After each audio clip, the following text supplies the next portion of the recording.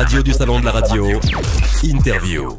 On va inviter, c'est du direct, Pierre Bélanger vient d'arriver, on va peut-être l'inviter à nous rejoindre. Pierre, si vous voulez vous installer, n'hésitez pas. Voilà, comme ça, évidemment, ils se connaissent bien. Bruno et Pascal. Tu vas bien ? Ça me fait plaisir, ça fait, pour être honnête, ça fait un bail que je n'ai pas vu Pierre et ça me fait vraiment plaisir. Voilà, je vois que tu n'as pas changé. Voilà.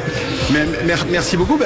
Bruno, reste avec nous, parce qu'on va continuer à parler. On va continuer à parler radio avec Pierre Bélanger, dont vous venez de suivre la keynote sur la radio du Salon de la Radio. Moi, je voudrais juste qu'on commence par parler de Skyrock. Donc, ça tombe bien, on est un peu entre. Ça tombe bien, je ne serais pas dépaysé. Les bonnes audiences de Skyrock, parce que c'est vrai que voilà.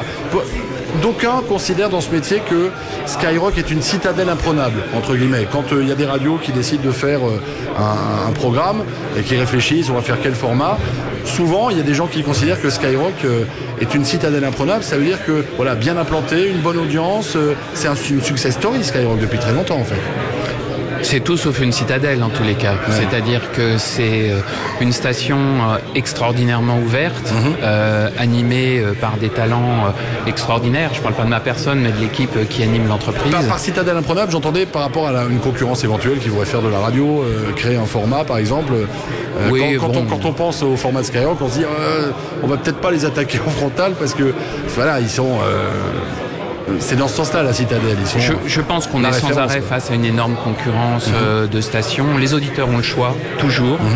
Et au final, je dirais que nous sommes notre propre centre de gravité. Je pense que quelqu'un qui arriverait avec l'idée de dire que ce soit Skyrock ou une autre, mais je veux attaquer telle radio, il a déjà perdu. Si vous voulez, c'est comme les chiens de traîneau, il y en a un qui voit le ciel et les autres voient le cul de celui qui est devant. Donc, c'est beau ça. Très beau, c'est à citer. Et donc voilà, et on ne peut pas doubler quelqu'un en se mettant dans la trace de ses pas. Donc on est dans des logiques qui sont des logiques créatives, des logiques d'air du temps, de sensibilité, de symbiose avec le public. Voilà, c'est pour ça qu'il n'y a pas de formule, c'est pour ça qu'il n'y a pas de secret, c'est pour ça que... Il n'y a pas un secret pour une radio qui dure ? Ou c'est un ensemble de secrets ? Je crois que c'est l'amour qu'on a de ce qu'on fait qui est quand même...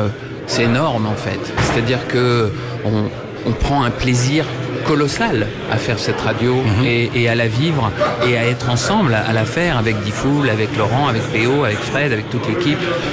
Et puis on a fait exploser ça sur Internet, à la fois sur le web et puis désormais sur le mobile. Donc et puis c'est le public. Je veux dire, toujours, c'est cette relation, ces contacts, et par le réseau. Ils nous remontent quelques millions de contributions quotidiennes sur nos réseaux, parce qu'on n'est pas sur le réseau des autres, on est sur nos propres réseaux. Donc, c'est une puissance. En fait, c'est une joie de vivre. C'est presque la définition de la radio, moi je dirais. C'est une joie de vivre, ce que vous dites là. J'espère. Comment sera la radio de demain ? Parce qu'on sait que vous êtes très impliqué aussi, vous étiez très en avance avec les Skyblogs par exemple. Comment elle sera la radio de demain ? La radio de demain, il y a plein de choses qu'on ne sait pas. Le futur, c'est ce qu'il y a de plus dur à prévoir. Donc il y a toutes sortes de choses qu'on ne sait pas. Ce qu'on sait, c'est que c'est cette notion de présence. C'est-à-dire, il y a un être humain qui partage un instant avec un autre. Alors ça peut être plusieurs autres, ça peut avoir de l'audience, mais c'est un moment d'humanité qui est partagé en instantané. Bon, comme ceux qui nous écoutent là, on les voit pas, mais je suis sûr qu'on les sent. Je suis sûr que on sent cette présence. Donc il y a quelque chose qui se crée à ce moment-là de magique. Et c'est cette relation magique, cette présence sonore qui est la force de la radio. Ça existe aujourd'hui comme demain. Je crois aussi à l'absence d'image. L'absence d'image ? Oui, je crois que c'est la force de la radio. Ça va un peu à contre-courant des dernières modes, ça. Non, ça va pas à contre-courant. Ce que je dis, c'est que ce qu'il y a aujourd'hui, c'est qu'il y a des nouvelles portes d'accès à la radio. C'est-à-dire qu'aujourd'hui, je peux aller sur Internet et découvrir une station de radio parce que je vois un petit segment de vidéo qui a été mis par un animateur et ça me fait découvrir la station de radio. C'est un peu ce qu'on disait tout à l'heure sur l'utilisation de la vidéo. Et donc j'utilise, c'est une nouvelle fenêtre sur la radio.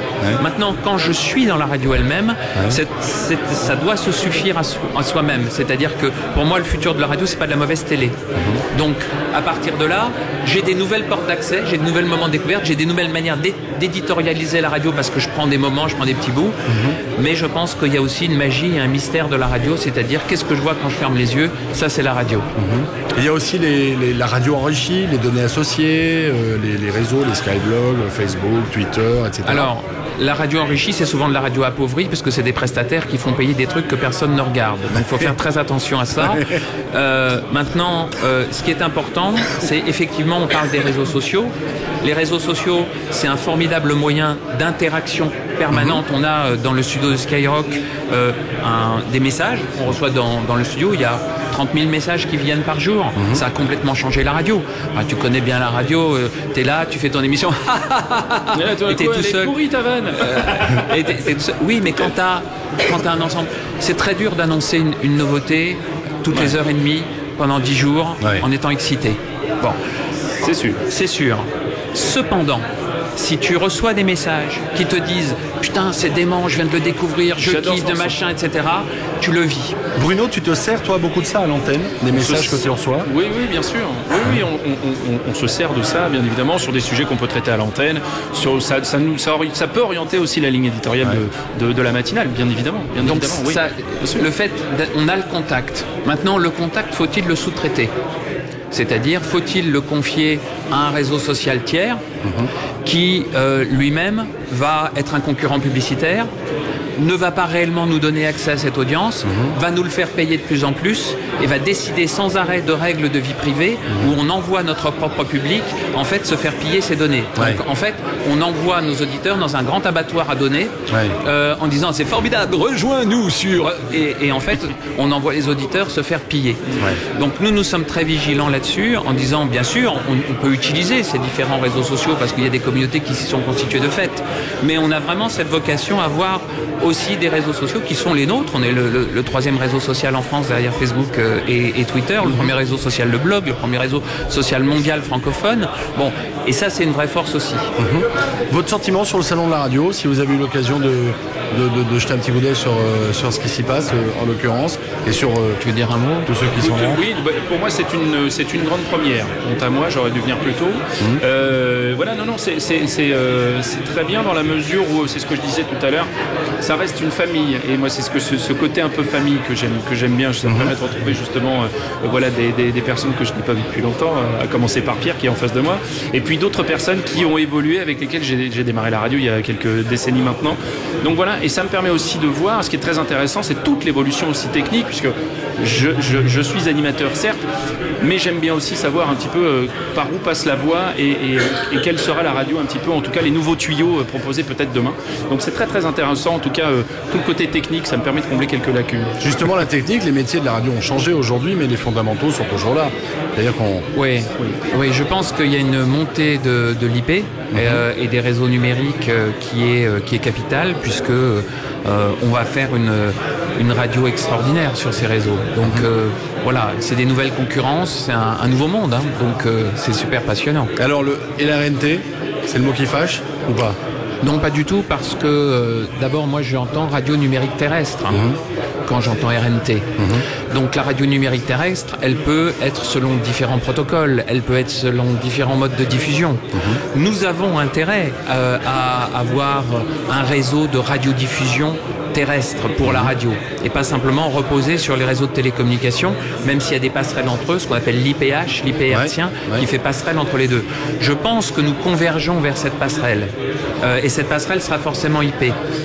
Bon, maintenant, il faut démarrer et je crois que qu'est-ce qu'a fait le CSA? Le CSA a dit j'ai fait la TNT et il dit voilà, il y a une réplique, ça va être la RNT. Bon, c'est plus compliqué que ça parce que la TNT s'est lancée avant la télévision connectée.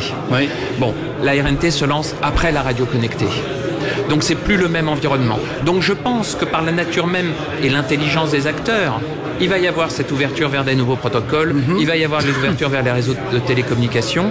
Cependant, toutes les remarques qui ont été faites par les promoteurs de la RNT sur l'anonymat, sur la protection des données, sur le fait que je ne suis pas pisté quand j'écoute, etc. Tout ça, c'est des choses qui sont capitales. Et donc, on ne peut pas ignorer ces sujets, c'est pour ça que je les ai évoqués dans mon intervention, lorsque on se dit, bon bah voilà, tout va passer sur IP. Oui, mais pas dans n'importe quelle condition. Donc en fait, c'est parfaitement complémentaire, RNT, IP, FM.